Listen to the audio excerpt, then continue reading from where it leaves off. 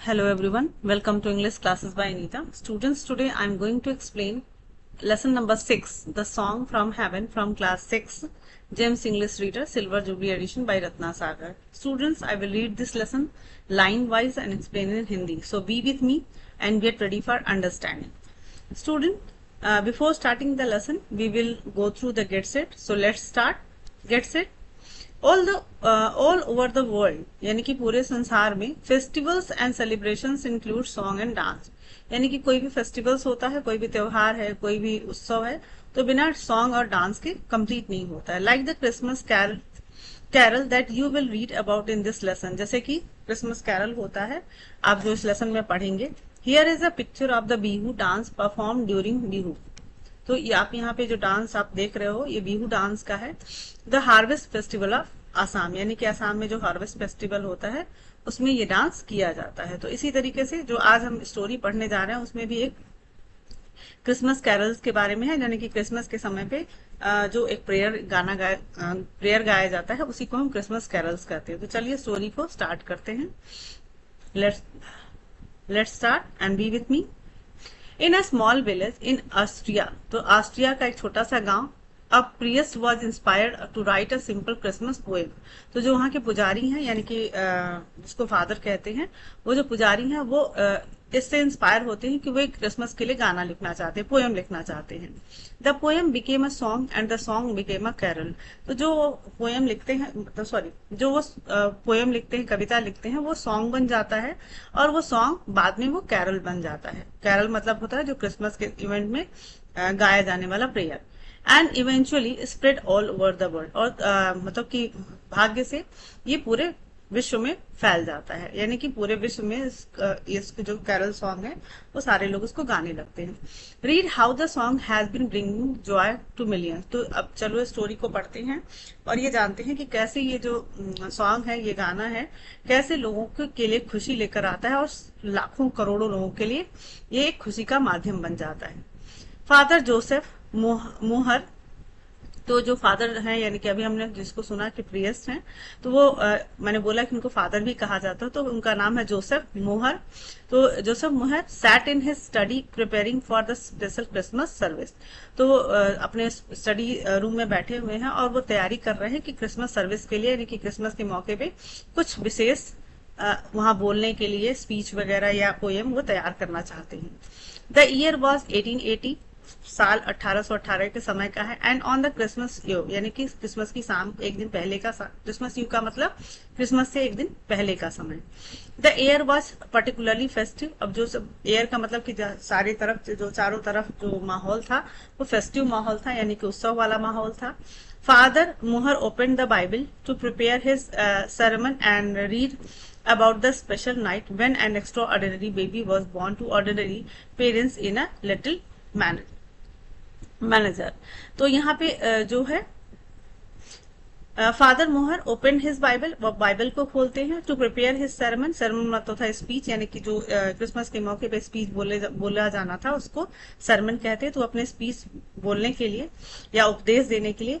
Read about the special night, वो उस रात एक स्पेशल पढ़ते हैं, मतलब बाइबल खोलते हैं और वो पढ़ते हैं कि कैसे एक स्पेशल मतलब विशेष रात को व्हेन एन एक्स्ट्रा ऑर्डिनरी, मतलब एक विशेष प्रकार का बच्चा जन्म लेता है टू ऑर्डिनरी पेरेंट्स, मतलब किसी एक सामान्य माता पिता के घर में एक एक्स्ट्रा ऑर्डिनरी बच्चा पैदा होता है। इन अ लिटिल मैनेजर, मैनेजर का मतलब होता है बॉक्स इन अ स्टेबल और बैरन फ्रॉम विच हॉर्सेस और कैटल हेड, जिसको अस्तबल कहा जाता है। तो वो पढ़ते हैं बाइबल में, मतलब वो बाइबल का वो पेज उठा के पढ़ते हैं जिसमें ये लिखा होता है कि एक बहुत ही असाधारण बच्चा एक साधारण माता पिता के घर में पैदा होता है, वो भी एक अस्तबल में। Just as he has finish reading the story, जैसे ही वो अपना ये कहानी खत्म करते हैं पढ़ना, ही हर्ड अ नॉक, उन्हें एक खटखट की आवाज सुनाई देती है। A peasant woman stood at the door, peasant का मतलब होता है किसान, तो एक किसान की जो औरत है वो दरवाजे पे खड़ी होती है। How can I help you, father मोहर उनसे पूछते हैं कि मैं तुम्हारी कैसे मदद कर सकता हूँ, मतलब मैं आपके लिए क्या कर सकता हूँ। It is not for me, वो कहती कि मेरे लिए नहीं। फादर सेड द वुमन, उस औरत ने कहा, बट फॉर अ बेबी, मतलब एक बच्चे के लिए आपको करना है। बॉर्न अ वाइल एगो टू सम पीजन, मतलब कि अभी कुछ देर पहले एक किसान के घर पैदा हुआ है। The parents are keen that you see the child and bless it father. तो वो कहते हैं कि जो पेरेंट्स हैं, माता पिता हैं उस बच्चे के, वो बहुत कीन है, मतलब कि बहुत उनकी विश है, बहुत इच्छा है कि वो आप वहां उस बच्चे को देखें और उसको आशीर्वाद दें। I have to I have come to take you there, मतलब कहते कि मैं आपको वहां मतलब आई हूँ वहां ले जाने के लिए। फादर मोहर was taken by surprise. Father मोहर ये सुनकर बहुत ही आश्चर्य में पड़ जाते हैं। Surely it could not be a coincidence that he receive news of this baby just when he was reading about the birth of Christ. तो कहते हैं कि निश्चित तौर से ये कोई कोइंसिडेंस नहीं है, क्योंकि अभी जैसे ही उन्होंने एक जीसस क्राइस्ट के बर्थ की उन्होंने स्टोरी अभी बाइबल में पढ़ी है, और तुरंत एक ऐसे बच्चे का जन्म लेने का जो उनको न्यूज मिलता है, वो कहते हैं ये कोई कोइंसिडेंस नहीं होता, मतलब ये जरूर कोई विशेष बात है। ऑफ कोर्स अवश्य ही फादर मोहर सेड टू द वुमेन, मतलब कि कहते हैं कि हाँ मैं अवश्य आऊंगा, उस औरत से फादर मोहर कहते हैं।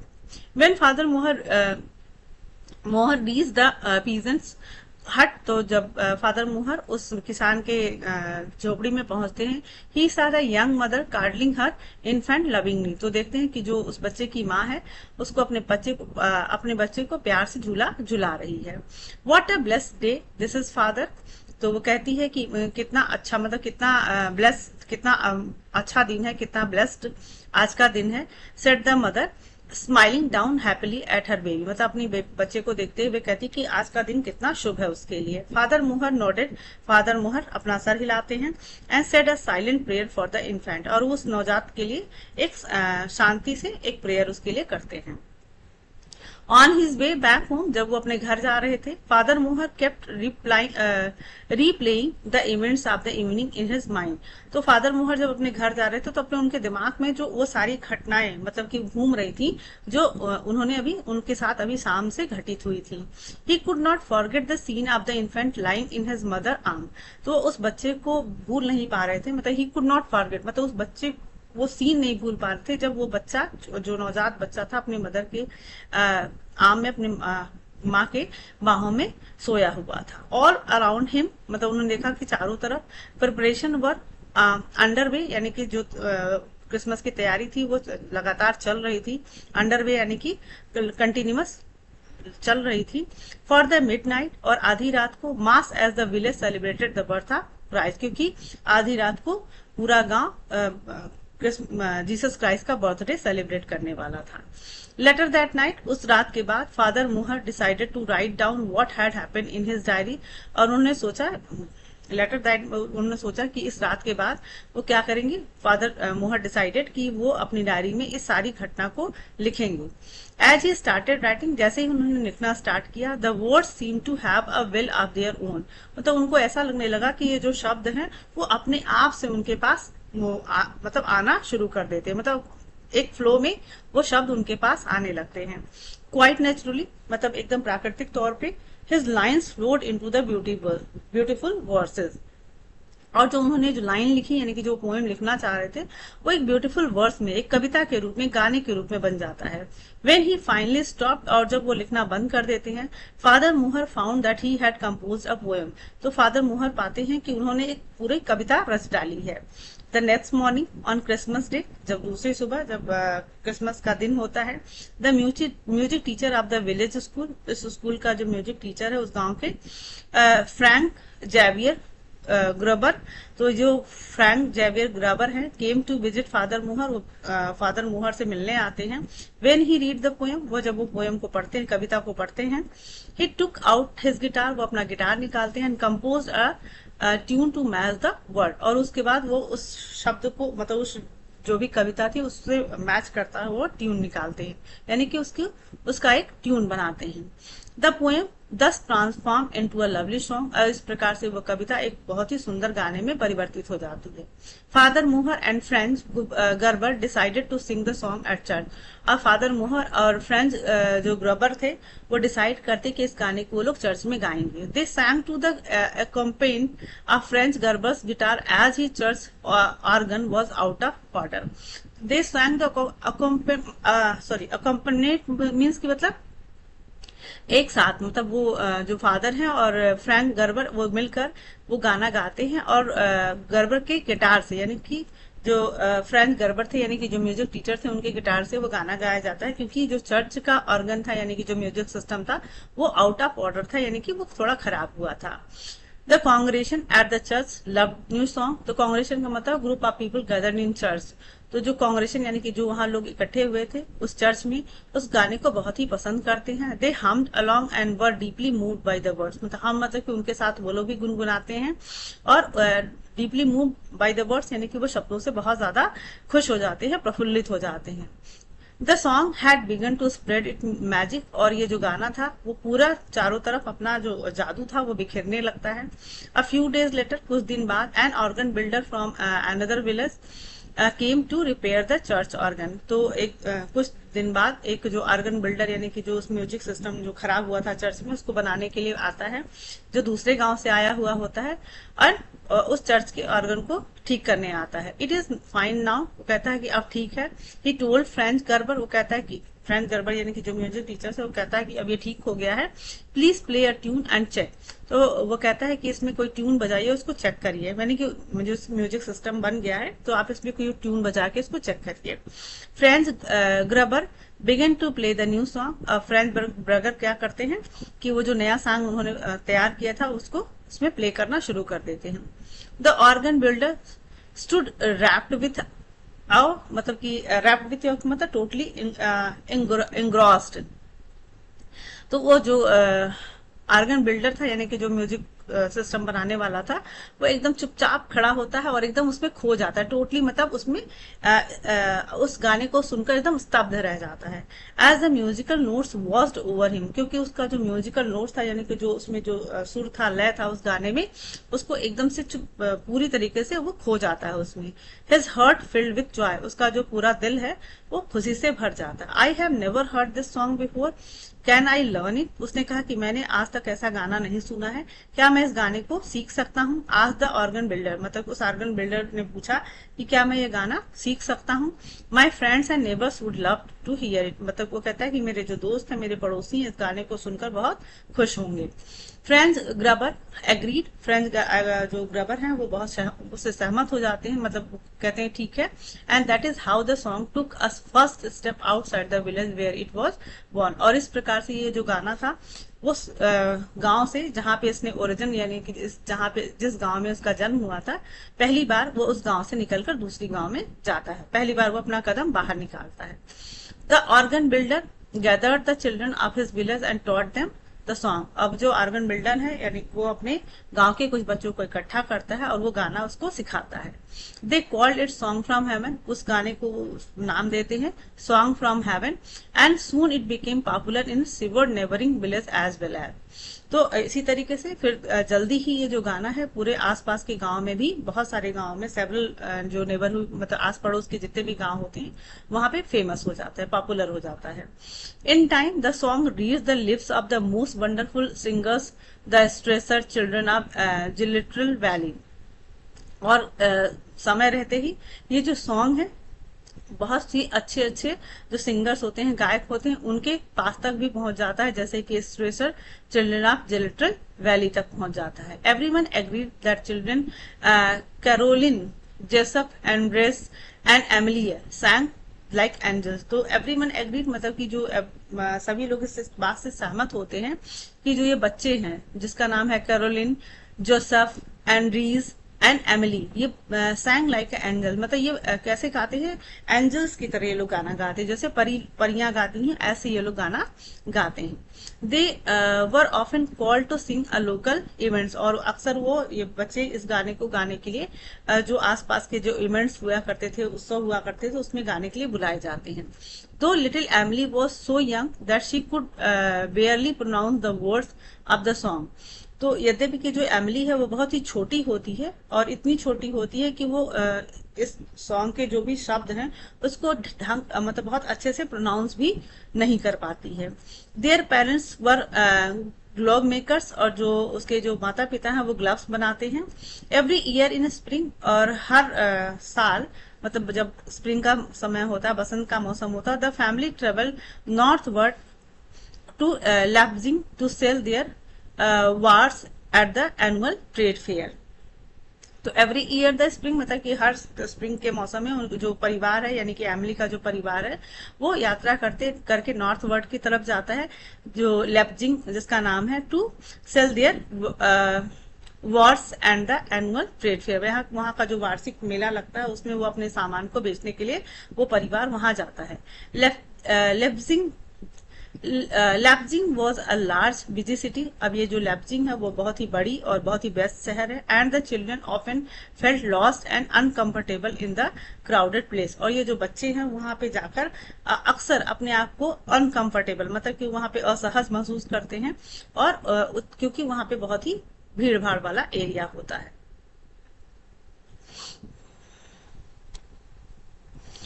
That year when they were feeling particularly homesick, अब उस साल जब वो लोग फिर वहां पे नॉर्थ वर्ड के लेप्जिंग शहर में गए होते हैं तो उस year when they were feeling जब वो ये फील कर रहे थे महसूस कर रहे थे पार्टिकुलरली होमसिक यानी कि अपने घर को यानी कि अपने गांव को वो याद कर रहे थे। होमसिक का मतलब होता है जहाँ पे उनका जो मदरलैंड है उसको याद करके दुखी होना। तो जब वो होमसिक महसूस कर रहे थे कर्लिन स्ट्रेसर सजेस्टेड, जो कर्लिन स्ट्रेसर था उसको क्या करता है सजेस्ट करता है कि I know what will lift your spirit, मतलब कि मैं जानता हूं कि तुम्हारी आत्मा या तुम लोग कैसे खुश हो सकते हो। लेट्स सिंग, कहता है कि चलो गाना गाते हैं। Yes let's agree the others, और सारे उससे सहमत हो जाते हैं। The children stood in a corner of the street and started singing, और ये बच्चे एक कोने में मतलब एक सड़क के कोने पे खड़े हो जाते हैं और वो गाना गाना शुरू करते हैं। Of course they choose their favourite song from haven, और अवश्य ही वो उन्होंने अपना एक जो फेवरेट सॉन्ग गाना गाने के लिए चुना और वो गाना था song for heaven. Soon people stopped and gathered around the children, और जल्दी ही बहुत सारे लोग वहां इकट्ठे हो जाते हैं मतलब रुक जाते हैं और उन बच्चों के आसपास खड़े हो जाते हैं। मिसमराइज बाय देयर मतलब कि एकदम मंत्रमुग्ध हो जाते हैं। Melodious voices and the beautiful words, मतलब उनके इतने सुंदर गाने को सुनकर और इतने मधुर सुरीले संगीत को सुनकर सुरीले गाने को सुनकर वो मंत्रमुग्ध होकर वहां खड़े रह जाते हैं। Once more they cried each time the Strasser children finish the song, जब ये स्ट्रेसर बच्चे जैसे ही अपना गाना खत्म करके शांत होते हैं चुप होते हैं वैसे ही वहां से मतलब जो क्राउड है भीड़ है वहां से एक आवाज आती है जोर की। दे क्राइड मतलब वो चिल्लाने लगते हैं वंस मोर मतलब कि एक बार और एक बार और। One elderly man in particular observer the children keenly, मतलब कि वन एल्डरली मैन एक बड़ा सा आदमी बूढ़ा सा आदमी particular observer the children keenly मतलब जो कि बहुत ही ध्यान से उन बच्चों को देख रहा था। व्हेन दे हैड फिनिश जब वो अपना गाना खत्म कर लेते हैं ही वॉक्ड अप टू देम उनके पास आता है। व्हाट एन इंचेंटिंग परफॉर्मेंस, वो कहता है कि कितना ही मंत्रमुग्ध करने वाला आपका ये परफॉर्मेंस था।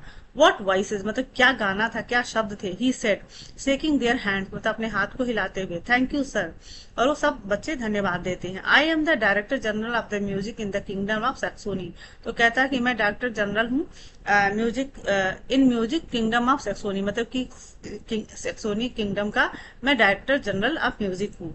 We have a concert this evening, और इस शाम आज हमारे यहाँ एक कंसर्ट है। All of you must attend मतलब कि आप सबको भी वहां आकर अटेंड करना चाहिए। I will talk to your parents he said, मैं कहता है कि मैं तुम्हारे माता पिता से बात कर लूंगा। We had love to the children explain, बच्चे भी बहुत खुश हो जाते हैं और कहते हैं कि हाँ मुझे भी अच्छा लगेगा हमें भी अच्छा लगेगा। Dilated I being given the opportunity, क्योंकि उन्हें इतना अच्छा अवसर मिला होता तो वो भी इस अवसर को सुनकर खुश हो जाते हैं। That evening the stressors walked into the grand auditorium, और उस शाम वो जो स्ट्रेसर यानी कि वो जो बच्चे होते हैं जो ग्रुप ऑफ सॉन्ग मतलब जो सॉन्ग गाते हैं वो सारे बच्चे एक बड़े से ऑडिटोरियम में जाते हैं। It was filled with well dressed gentleman and ladies in fine gown, तो यहाँ पे इट वॉज फिल्ड मतलब कि पूरा ऑडिटोरियम वेल ड्रेस्ड जेंटलमैन और लेडीज से भरा हुआ था, जो लेडीज बहुत ही अच्छे अच्छे गाउन पहनकर थी वहां पे। The stressor sat in a corner, जो स्ट्रेसर थे वो एक कोने में बैठ जाते हैं। इंजॉइंग द म्यूजिक, और उसके बाद वो वहां पे जो संगीत हो रहा होता है उसको इंजॉय करते हैं। Then as the last notes, और उसके बाद अंत में जो नोट्स होता है of the final song rang out, मतलब कि जो सबसे लास्ट नोट होता है, जो अंतिम गाना गाया जाने वाला था। The director general of music walked on to the stage, जो डायरेक्टर जनरल ऑफ म्यूजिक थे वो स्टेज पर आते हैं। Ladies and gentleman he said, वो कहते हैं कि ladies and gentleman, a short while ago, मतलब कुछ समय पहले, मतलब कुछ देर पहले, I had the privilege to listening the finest voices that this land has ever known. तो वो कहते हैं कि मुझे कुछ समय पहले ही ये अवसर मिला कि मुझे इस दुनिया का सबसे फाइनेस्ट, मतलब सबसे अच्छा सॉन्ग सुनने को मिला, जो कि मैंने आज तक नहीं सुना था। I did like to invite them on stage to sing their beautiful song for your highness. तो कहते हैं कि मैं उन्हें आई डिड लाइक, मैं मतलब कि मैं उनको इनवाइट करना चाहूंगा स्टेज पे, ताकि वो अपना सुंदर गाना गा सके हमारे हाइनेस के लिए, यानी कि हमारे highness the king and queen of Saxony, यानी कि किंग और क्वीन सैक्सोनी के जो राजा और रानी हैं उनके लिए, यानी कि हमारे महाराज के लिए वो गाना गा सकें। प्लीज कम द स्ट्रेसर्स, और उसके बाद वो कहता है कि कृपया स्ट्रेसर्स मतलब स्टेज पे आए। The children turn crimson with embarrassment, और जो चिल्ड्रन थे, वो जो बच्चे थे वहां पे जब स्टेज पे पहुंचते हैं तो क्रिम्सन मतलब रेड हो जाना, लाल रंग का, तो वो इतना शर्मा जाते हैं और वो मतलब कि उनका चेहरा लाल हो जाता है।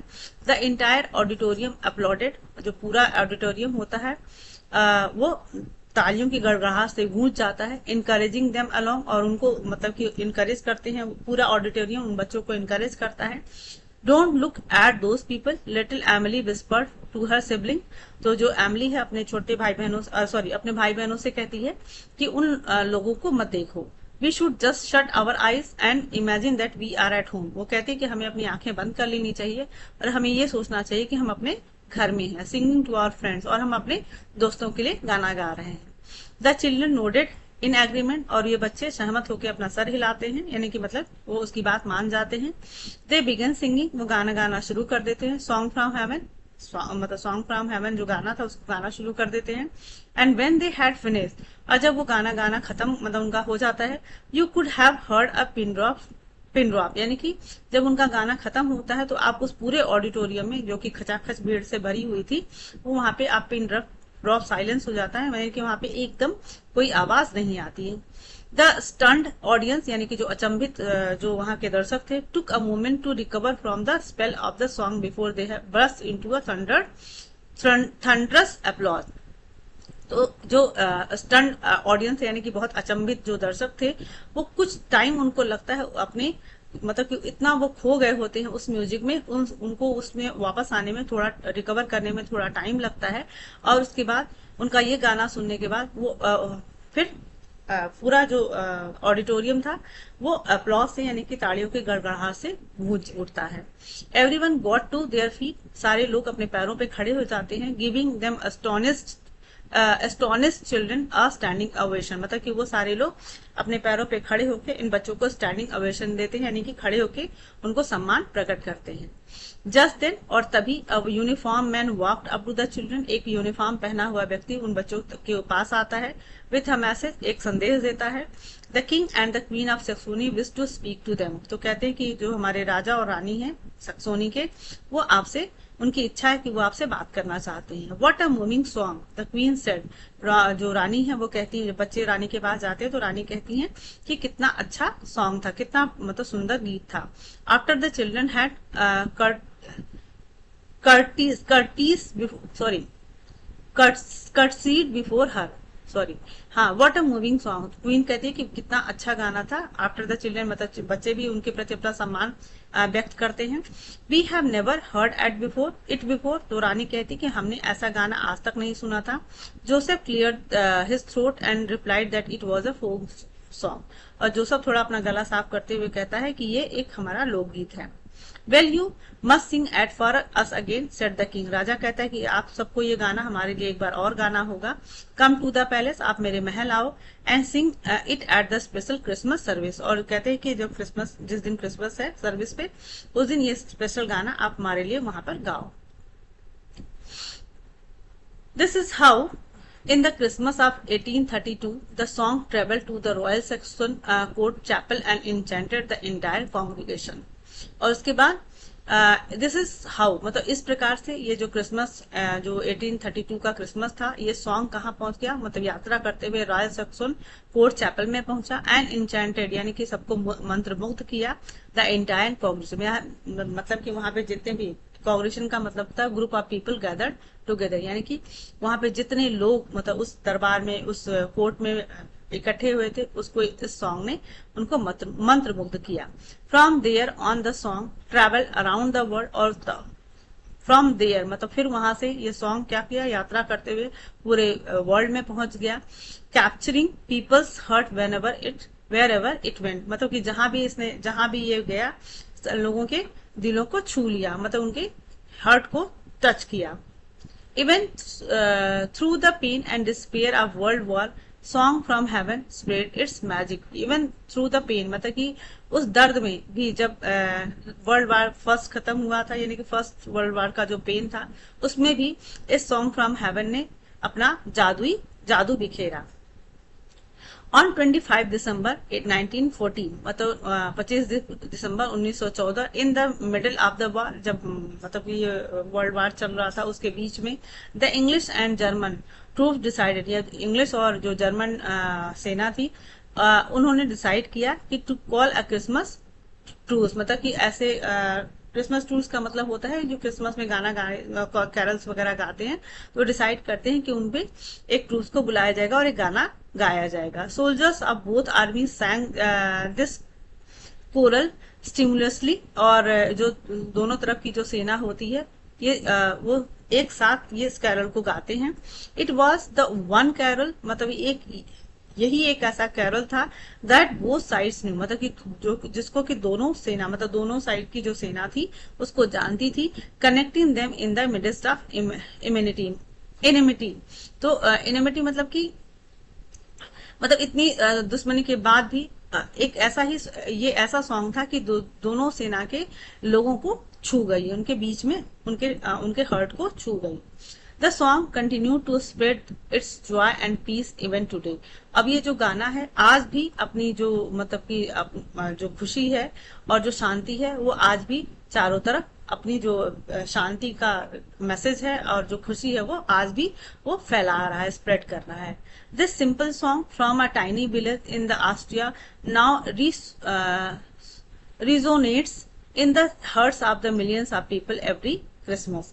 और ये जो सिंपल सा जो साधारण सा गाना था फ्रॉम अ टाइनी विलेज, जो एक छोटे से गांव से आया था ऑस्ट्रिया से, नाउ रिजोनेट्स मतलब कि अब रिसाउंड इकोज, मतलब कि अब ये गूंज रहा है किसके लाखों लोगों के दिलों में हर क्रिसमस को, यानी कि अब ये जो सॉन्ग है सॉन्ग फॉर हेवन, अब ये मतलब जो कि एक छोटे से ऑस्ट्रिया गांव से, छोटे से गांव से निकला हुआ था, अब लाखों लोगों के दिलों में राज कर रहा है और लाखों लोगों को क्रिसमस ईव पे खुशी और पीस दे रहा है। और ये सॉन्ग क्या है? Silent night, holy night, all is calm, all is bright, round your virgin mother and child, holy infant so tender and mild, sleep in heavenly peace, sleep in heavenly peace. तो students, I hope कि आपको ये lesson बहुत अच्छे से समझ में आया होगा। If you like my explanation, do share with your friends and very thank you for watching.